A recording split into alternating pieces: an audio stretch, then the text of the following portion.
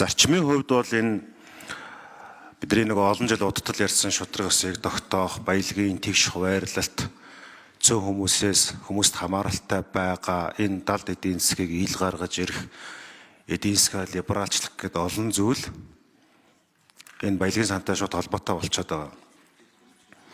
За асуултуудаа асуухаас өмнө хоёр асуулт байгаа. Тэрнээс өмнө нэг жижигхэн мэдээллийн чанартай ч юм уу зөвхөн асуултны суурь болгож хэлэхэд 1960-аад оны сүүлээр жишээлбэл тэр Норвегийн баялаг илрээд 30 гаруй жил 1997 он хүртэл энэ дээр судалгаа явуулж агаад Норвегийн баялагын санг байгуулж одоо 29 жилийн өмнө энэ сан үйл ажиллагаагаа явуулж эхэлсэн. За тэгээд 2012 онд тус санг бас судлах зорилгоор очиж байхад бол улсын төсөв ба баялагын сангийнх нь харьцаа жишээлбэл баялагын сангийнх нь хэмжээний 3.5 орчим хувьтай тухайн жилийнх нь улсын төсөв тэнцэжсэн. За 2022 онд бол түүхэндээ хамгийн дээд хувьцааны ханшаас үүдэлтэй алдагдал буюу 147 тэрбум долларын хохирол амсаа явж ирсэн. Гэхдээ буцаагаад нөхөгдөөд ингээ 3 жилийн хугацаанд нөхөгдөд явчихж байгаа. За энд ямар зүйл тогт харагдаж байна гэхээр норвегчууд бас ухаалаг нэгдүгээрт бол энэ гадаад улсдах үйл хөдлөл хөрөнгүүдийг худалдаж авч түүнийг түрээслэх байдлаар нөгөө мөнгөө ингээ хөдөлгөөнд оруулж ашигтай салбарууд руу хөрөнгө оруулалт хийсэн.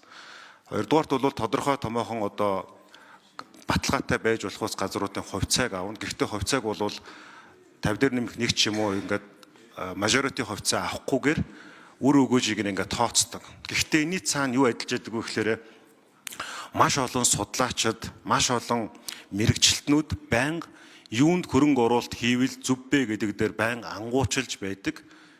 Энэ нь ингээд шийдвэр гаргалт буюу энэ баялагын сангаа улам одоо аривдахтай бол шууд холбоотой бодлогыг тэнд байнга одоо статистик анализ хийгээд бодож идэг. За тэгэхээр манай улсын хувьд гэх юм бол одоо ерөнхий сайдын мэдээлэлээс харахад бол 30 он хэд бол 4-5 тэрбум Америк долларт хүрнэ гэж тооцож байгаа. За тэгэхээр одоо бид нар жишээлбэл Англи, Франц, Люксембург улсын төв банкнд одоогийн байгаа мөнгөө байршуулцсан, хадгалуулцсан гэж байгаа. Тэгэхээр зарчмын хувьд одоо бид нар ингээд энэ тодорхой орж ирж байгаа мөнгийг аль нэгэн улсын банкнд байршуулах гэхээс илүүтэйгээр тодорхой хэмжээнд энэ одоо Норвег маягийн байдлаар хөрөнгийн зах зээл одоо энэ смарт технологи гэдэг юм уу энэ зүйл рүү хөрөнгө оруулах боломж олцоог судалсан уу? Судалсан бол энэ ер нь ямар боломжтой байна вэ гэдэг асуулт нэгдүгээр асуулт нь байгаа. За хоёрдугаарт нь гэх юм бол аль болох бид нар одоо саяны бас энэ намын бүлгүүдийн ихтгэлд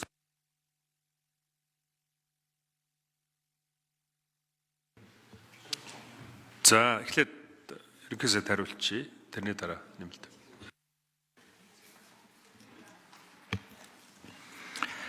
За Эрдэнэ бол гишүүний асуултанд хариулъя.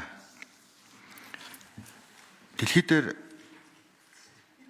уул уурхайн одоо баялагаас бүрддэг янз бүрийн юм одоо баялагын сангууд байгаа юм. 100 гаруй баялагын сан. За зарим нь бол одоо Норвегийн сантай төстэй буюу бүрдсэн орлогоо ингээд арвижуулах байдлаар асуудлаа шийддэг ийм сангууд байгаа. За зарим нь бол өнөөдөр байгаа дэд бүтц болон одоо бусад асуудлуудаа шийдэхэд баялагын сан зохистой менежмент хийдэг ийм сангууд байгаа. Одоо Казахстан гэдэг бол бас нэг ийм томоохон асуудлуудаа шийдвэрлэдэг. За зарим нь бол энийг илүү одоо иргэдийн эрүүл мэнд боловсрол за орон сууц зэрэг ийм одоо хөтөлбөрт зарцуулдаг хадгаламжийн сан байгаа. Тухайн улс бүхэн л одоо өөр өөрийн үндэсний онцлог тохирсон одоо ийм менежментийн зохист хэлбэрийг одоо олоод уул уурхайн төслүүдээ олон нийтийн дэмжлэгтэй болох арга хэлбэрийг л ер нь баялагын сан гэж одоо үздэг юм л. Манай улсын хувьд яг ингээд судлаад үзэхээр бид нар Норвегийн сан дээр өдрөөс очиж үзчихсэн. Манай улсын одоо гол асуудал бол за ирээдүйд хадгалахыг үл зөвөө гэдэг. Ирээдүйд хадгалахыг зөвөө. За гэхдээ өнөөдрийнхээ асуудлыг шийдмээр байна.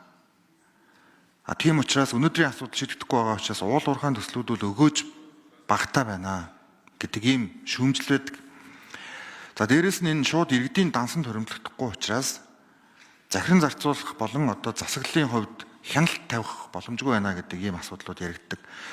Тэгэхээр энэ үндэсний баялагын сан буюу одоо яг 1 жилийн өмнө батлагдсан энэ хууль бол энэ гурван зүйлийг үндсэн хуулийн заасны дагуу одоо гурвангийн нэгдсэн удирдлагаар хангах ийм л одоо эрх зүйн орчин одоо бүрдсэн гэж үзэж болно. Тэгээ яг мэдээж 1 жил гэдэг бол дүгнэлт хийх хугацаа мөн. За гэхдээ энэ бол бас 1 л жил юм.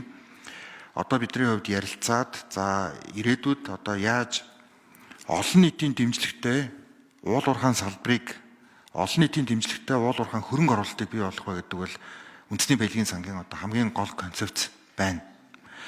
Тэгээ үүнийг бид нэр ойлголтоо нэгтгэжиж бас одоо хөрөнгө оруулагч болон компаниудтай одоо нэг 34% холбоотой бас энэ хилцээрийг хийхгүй бол ойлголт өөр байгаа учраас энэ асуудлыг оруулж ирэхлээр бас илүү тийм нөгөө улс төрийн асуудал нь яг нөгөө хөрөнгө оруулалт болон бусад асуудлаасаа үндэсний баялагын сангийнхаа асуудлаас өмнө гарчих гээд байгаа учраас бас өнөөдөр энэ үндэсний баялагын сангийн асуудлыг мэдээлэл өгөөд бас ярилцах нь бол зүйтэй юм а гэж үзэж оруулж ирж байгаа. Тэгэхээр Эрдэнэ улс гишүүний асуултанд хариулахад бол юм байна. За мэдээж ирээдүйн өв сантай холбоотой асуудлын менежментийг одоо бол эрсдлийн хамгийн одоо бага байх байдлаар Монгол банк банкны хадгаламж хийх нь бол зүйтэй гэж үзсэн байгаа. За энэ эрх зүйн орчноор бол одоо яг өөрийнхөө хэлдгээр цахим одоо компаниудын хувьцаа авах ч юм уу эсвэл хөрөнгө оруулалт хийх ч юм уу хамгийн эрсдэл багтаа газар хөрөнгө оруулалт хийх боломж нь бол эрх зүйн хувьд нэгдсэн байна. Зүгээр энийг одоо ярилцаад